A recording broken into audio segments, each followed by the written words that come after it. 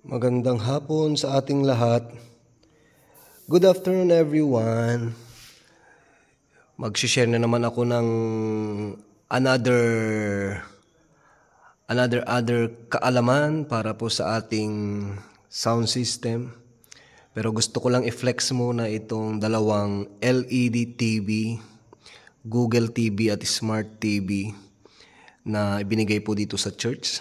Thank you very much. Maraming salamat po sa mga nagmamahal sa church, sa mga donors. Ayan, meron po tayong Sharp, Google TV. Ayan, at meron tayong Astron, Smart TV here. Or Astron na TV. Right? I don't know kung smart siya. Yan po. Thank you. Okay. So, punta tayo dito sa ating mixer.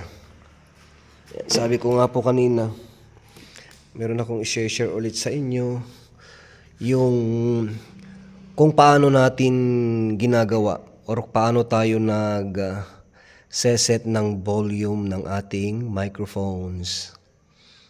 Okay. So, una sa lahat po, ang ginagawa ko po ay inaangat ko po itong main volume ng mixer natin. Ito po siya. Po yung main volume natin, inaangat ko po yan papunta dyan sa may 0 dB. Yan. So, dyan na po yan. Diyan ko na po yan nilalagay. Then, after po dyan, ay, kunwari, let's say for instance, nasa number 6 yung ating microphone. Ito, yun, wala muna yan.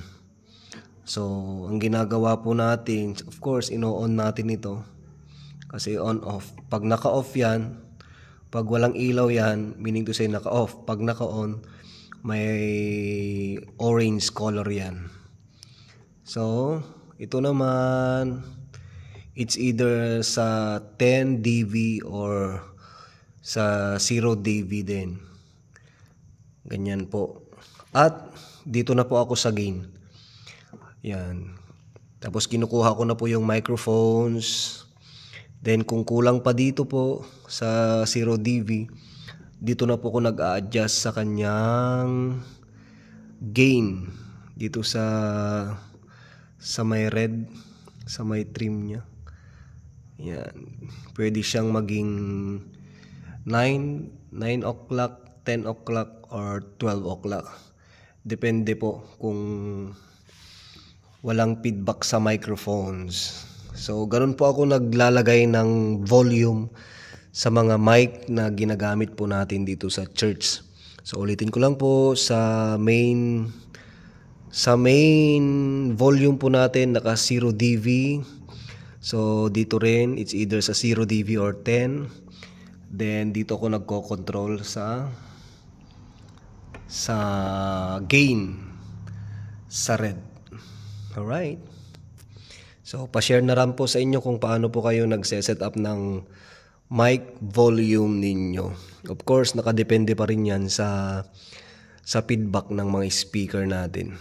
So, share ko lang po yung ginagawa po natin dito sa church. God bless everyone.